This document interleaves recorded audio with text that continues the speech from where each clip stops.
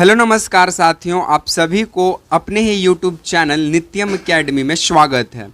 जैसे मैं आपको लगातार पता चल रहा है कि इस चैनल से जीके जीएस का टॉप प्रश्न कराया जाता है जो भारत के सभी परीक्षाओं के लिए उपयोगी है। खासकर बीपीएससी शिक्षक भर्ती, बिहार पुलिस, बिहार दरोगा, बिहार एसएससी, रेलवे, बैंकिंग या फिर डिफेंस एग्जाम, आप किसी भी प्रतियोगी परीक्षाएं की तैयारी कर रहे हैं, अगर उसमें जीके एंड जीएस का सवाल पूछे जाते हैं तो उन सभी प्रतियोगी परीक्षाओं के लिए वीडियो महत्वपूर्ण है, क्योंकि हमारे चैनल से जो भी आपको जीके जीएस के सीरीज दिए जाएंगे वे सभी किसी न किसी एग्ज़ाम में प्रीवियस ईयर में पूछा गया है। तो आप पहले वीडियो देखिए और आप 10 प्रश्न में से कितने का सही जवाब देते हैं, इस प्रश्न का उत्तर कमेंट बॉक्स में आप लोग देंगे। तो चलिए बिना समय को गवाए हुए हम सीधे वीडियो की शुरुआत करते हैं और सवालों पर प्रहार करते हैं। उससे पहले हम आपको बता दें कि आज का जो इस सीरीज में जो भी सवाल लिया गया है वो बीपीएससी यानी बिहार लोक सेवा आयोग में पूछे गए 10 महत्वपूर्ण कठिन जीके जीएस के सवाल एमसीक्यू फॉर्मेट में शॉर्ट डिस्कशन के साथ आपको हम देने वाले हैं। तो वीडियो को गौर से देखेंगे, ठीक है। बाकी आप लोग ये भी कमेंट कीजिएगा कि ए का राइट ऑप्शंस क्या होंगे, ए बी सी डी में से 2 का ये, 3 का ये, जो भी होगा, ठीक है। चलिए नंबर 1, पहला सवाल आपको स्क्रीन पे नज़र आ रहा होगा, थोड़ा जूम कर देते हैं। और सबसे पहला सवाल ये कहता है कि गांधी इरविन समझौता कब हुआ था। बताइए साथियों, गांधी इरविन समझौता कब हुआ था? 1929 में, 1930 में, 1931 में, 1932 में। तो आपको बता दें कि जो गांधी इरविन समझौता हुआ था वो कब हुआ था? तो गांधी इरविन समझौता होता है 1931 में, ठीक है। कब होता है? 1931 में, ठीक है। चलिए, गांधी और इरविन के बीच ये होने वाला समझौता था जिसमें गांधी जी इरविन से 11 सूत्री का मांग करते हैं और फिर गोलमेज सम्मेलन में जाते हैं। चलिए इसका शॉर्ट डिस्कशन देखते हैं हम लोग। गांधी इरविन समझौता जो है ये 5 मार्च 1931 ईस्वी को हुआ। कब हुआ? 5 मार्च 1931 ईस्वी को हुआ। गांधी जी और लॉर्ड इरविन के बीच हुआ था, जिसके बाद गांधी जी गोलमेज सम्मेलन में भाग लेने के लिए कहाँ गए? लंदन गए।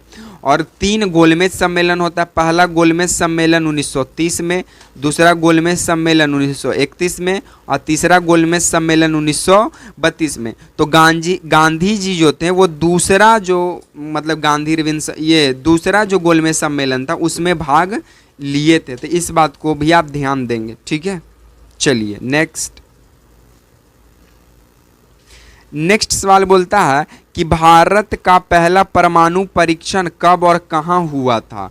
1971 पोखरण में, 1974 पोखरण में, 1998 पोखरण में, 1999 कर्नाटक में। तब बताइए। तो आपको बता दें कि भारत में पहला परमाणु परीक्षण जो है साथियों वो 18 मई, कब? 18 मई 1974 को होता है। और उस समय के भारत के प्रधानमंत्री होती है इंदिरा गांधी होती है, ठीक है। तो 18 मई 1974 को पीएम इंदिरा गांधी के द्वारा भारत का पहला परमाणु परीक्षण पोखरण 1974 में किया जाता है।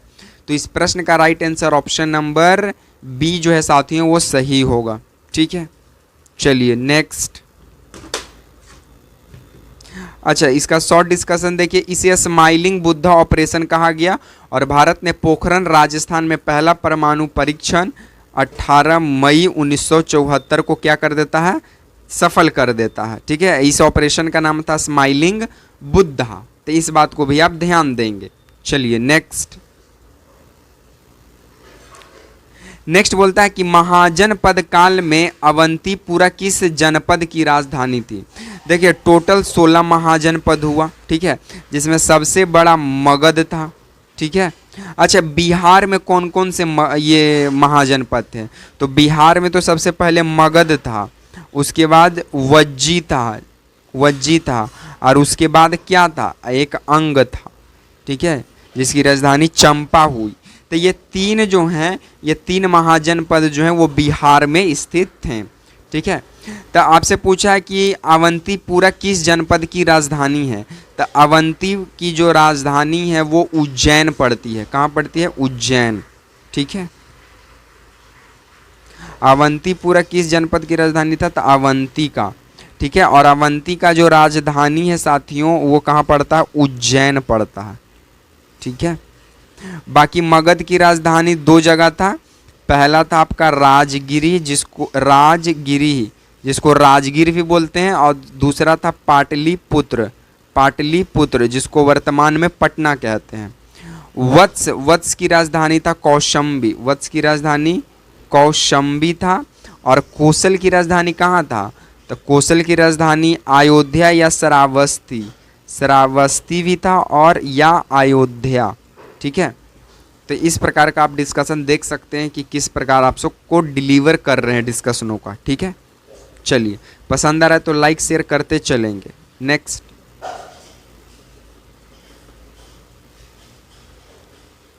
किस शासक ने इलाहाबाद स्तंभ लेख खुदवाया था? समुद्रगुप्त, अशोक, चंद्रगुप्त, विक्रमादित्य, हर्षवर्धन। तो आपको बता दे साथियों कि इस प्रश्न का जो राइट आंसर होने वाला वो होने वाला है समुद्रगुप्त। तो इस प्रश्न का right answer option number A जो है वो सही होगा। क्यों सही होगा? क्योंकि समुद्रगुप्त का दरबारी कवि आपसे पूछ सकता है, दरबारी कवि। तो समुद्रगुप्त का दरबारी कवि था हरिसेन। कौन था? हरिसेन था। ठीक है, और समुद्रगुप्त जो है ये कह सकते हैं समुद्रगुप्त को भारत का नेपोलियन कहा जाता है, भारत का नेपोलियन कहा जाता है। समुद्रगुप्त को बीना वादक भी कहा जाता है, बीना बजाने वाला शासक, क्योंकि ये बीना को बजाते थे और संगीत सुनने में इनको मन लगता था। ठीक है, चलिए, तो इस प्रश्न का right answer option number A होगा। बाकी अगर हम लोग अशोक की बात करें तो अशोक का पिता का नाम है क्या? बिंदुसार। क्या नाम है? बिंदुसार। और बिंदुसार का पिता का क्या नाम है? चंद्रगुप्त मौर्य। तो अशोक जो है चंद्रगुप्त मौर्य का क्या लगा? पोता लगा। ठीक है, चलिए नेक्स्ट, बिहार के पहले राज्यपाल कौन थे? तो बिहार के पहले राज्यपाल थे जयराम दास दौलत राम। तो इस प्रश्न का right answer option number C होगा साथियों। लेकिन बिहार के प्रथम मुख्यमंत्री कौन थे? तो बिहार के प्रथम मुख्यमंत्री थे श्री कृष्ण सिंह। ठीक है, चलिए नेक्स्ट, डिस्कशन की बात करें तो जयराम दास दौलत राम वो बिहार के पहले राज्यपाल थे। 1912 में बिहार और उड़ीसा का बंगाल का अलग किया था। ठीक है, चलिए, और 1912 में ही भारत की जो राजधानी है वो कहाँ हो गई? तो दिल्ली हो गई, दिल्ली। ठीक है, चलिए नेक्स्ट बोलता है कि कौन सा विटामिन रतौंधिया से संबंधित है? तो विटामिन ए की कमी से आपको रतौंधिया हो जाएगा। तो इस प्रश्न का right answer option number C. Vitamin A जो है वो गाजर में प्रमुख रूप से पाया जाता है। विटामिन ए का रासायनिक नाम है रेटिनॉल। ठीक है, बी की कमी से बेरी होगा और इसका रासायनिक नाम है थाइमीन। ठीक है, डी का नाम है कैल्सीफेरॉल, रासायनिक नाम कैल्सीफेरॉल, और सी का नाम है अस्कॉर्बिक एसिड। इसकी कमी से मसूड़ों से खून आना शुरू हो जाएगा। और विटामिन डी की कमी से हाथ पैर का टेढ़ापन होना। कौन सा विटामिन दूध में नहीं पाया जाता है? तो विटामिन सी जो है ये दूध में नहीं पाया जाता है। ठीक है, चलिए नेक्स्ट बोलता है कि भारत का सबसे बड़ा डेल्टा कौन सा है? तो भारत का सबसे बड़ा डेल्टा गंगा और ब्रह्मपुत्र डेल्टा है, जिसको सुंदरवन डेल्टा कहते हैं। जिसको क्या कहते हैं? सुंदरवन डेल्टा कहते हैं। तो इस प्रश्न का right answer option number B होगा। सुंदरवन डेल्टा विश्व का सबसे बड़ा डेल्टा है और इसका विस्तार भारत के साथ साथ बांग्लादेश में भी है। कहाँ पे है? बांग्लादेश में है। उसके बाद बांग्लादेश में गंगा को पद्मा कहा जाता है और ब्रह्मपुत्र को बांग्लादेश में यमुना कहा जाता है। ठीक है, गंगा की लंबाई 2525 किलोमीटर है और ब्रह्मपुत्र की लंबाई 2900 किलोमीटर है, लगभग सिंधु के ही लंबाई के आसपास। भारत की दूसरी सबसे बड़ी नदी गोदावरी नदी है। ठीक है, महानदी को उड़ीसा का शोक कहा जाता है और दक्षिण भारत की गंगा है गोदावरी। चलिए नेक्स्ट, योजना आयोग की स्थापना कब हुआ? तो योजना आयोग का स्थापना 15 मार्च 1950 ईस्वी को होता है।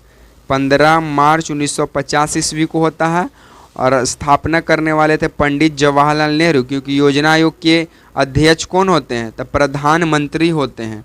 और योजना आयोग का नाम बदलकर नीति आयोग रख देवल गया। नीति आयोग कब रख देवल गया? नीति आयोग तो 1 जनवरी 2015 को योजना आयोग का नाम बदलकर नीति आयोग रख दिया गया। और नीति आयोग के भी अध्यक्ष कौन होते हैं? भारत के प्रधानमंत्री ही होते हैं।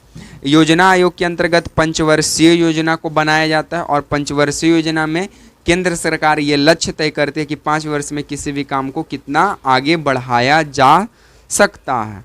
तो इस प्रश्न का right answer option number A होगा। चलिए नेक्स्ट बोलता है कि संविधान की किस अनुसूची में राज्य सूची शामिल है?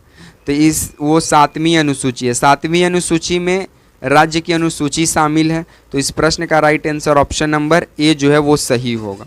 ठीक है, चलिए इस प्रश्न का लास्ट सवाल की ओर हम लोग आगे बढ़ते हैं। उससे पहले लास्ट सवाल की ओर हम लोग आगे बढ़ते हैं। लास्ट सवाल बोलता है कि काकोरी कांड कब हुआ? 1923, 1925, 1927, 1931। तो देखिए काकोरी कांड को उत्तर प्रदेश की सरकार ने, उत्तर प्रदेश में ये जगह पड़ती है, इसका नाम चेंज कर रख दी है Kakori train action. Kakori train action अब इसका नाम पड़ चुका है। ठीक है, और ये हुआ था 1925 में। तो इस प्रश्न का right answer option number B जो है वो सही होगा। चलिए इसका शॉर्ट डिस्कशन देखते हैं। 9 अगस्त 1925 को क्रांतिकारियों ने सरकारी खजाना लूटने के लिए ट्रेन डकैती की। इसमें राम प्रसाद बिस्मिल, अशफाकुल्ला खां, राजेंद्र लाहेड़ी, ये सब व्यक्ति शामिल थे और तीनों को फिर बाद में फांसी दे दिया जाता है साथियों। तो साथियों आज को हमारा सेशन यहीं पे समाप्त हुआ। बाकी वीडियो आप लोग को कैसा लगा कमेंट में अपनी राय जरूर दें। बाकी वीडियो पसंद आए हो तो वीडियो को लाइक करें, वीडियो को शेयर करें एंड चैनल को सब्सक्राइब करना मत भूलें। तब तक के लिए पढ़ते रहिए, मस्त रहिए। मिलेंगे नेक्स्ट वीडियो में, तब तक के लिए आप तमाम साथियों को जय हिंद।